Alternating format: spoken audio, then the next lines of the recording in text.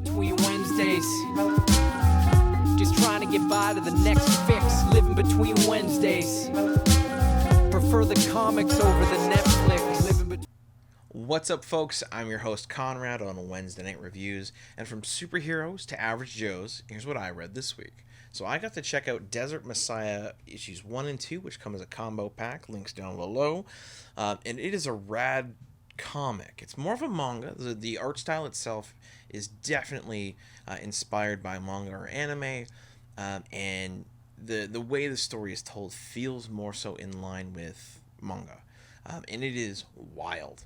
So Desert Messiah 1 focuses on Akuji, who's a lone warrior on a desert planet who's minding his own business, trying to live life, and suddenly a shooting star falls to the ground, and a huge shockwave gets sent out, and his attention is gathered, so he runs to figure out what's going on.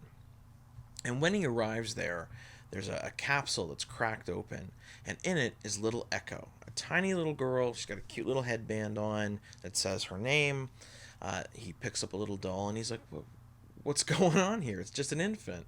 And he sort of takes her, and he's like, all right, well, let's get you somewhere safe.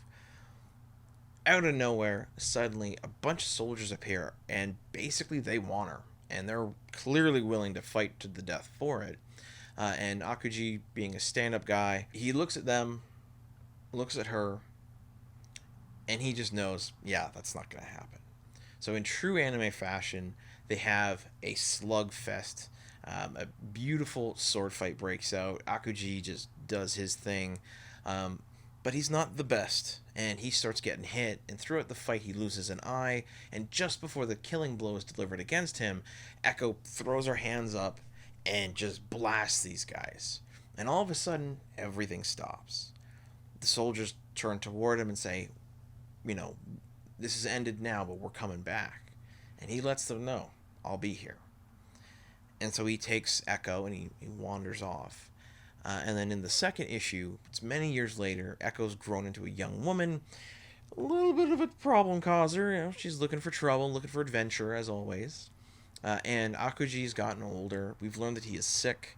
And when he has to defend her against some thugs in a city, his sickness becomes very apparent. And he goes down. And so Ecko takes him to a local healer that they know. And that's when the story really sort of picks up, because we learn about a hidden land that might have a cure for him, though no one can verify. So they set off to cure him, even after his protests, as well as learn what exactly Ecko is, because she has these immense powers that seemingly come from nowhere, and she doesn't even remember. And that is the concept for Desert Messiah. It's fantastic. The art, obviously, like I said, very manga inspired. It is gorgeous. It's done in the grays of a typical manga.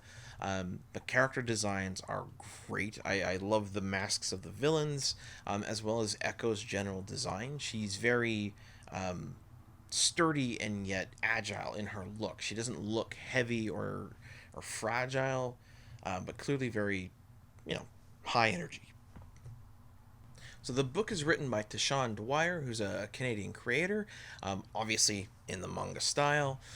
Links down below where you can get all of their works, including Desert Messiah 1 and 2, as well as a really cool sketchbook of just sort of general stuff that Tashawn has done. And as always, folks, you've got to check out your local comic book stores. So if you're in the Niagara area, where I'm from, Sketchbook Comics is my home away from home. That's where I always recommend. And if you're up in the Toronto area, Silver Snail or The Beguiling are huge. So thanks so much for tuning in, folks, and have a good one. Golden age to present, digest to oversize. Never miss new comic day, yeah, no surprise. So where's my no prize? Check the letter columns. Can't find issue 2? Collector problems, cliffhangers, mysteries, you need answers. When did Batman become Green Lantern? I get it, true believer, not lying. Always up for an awesome summer crossover tie-in.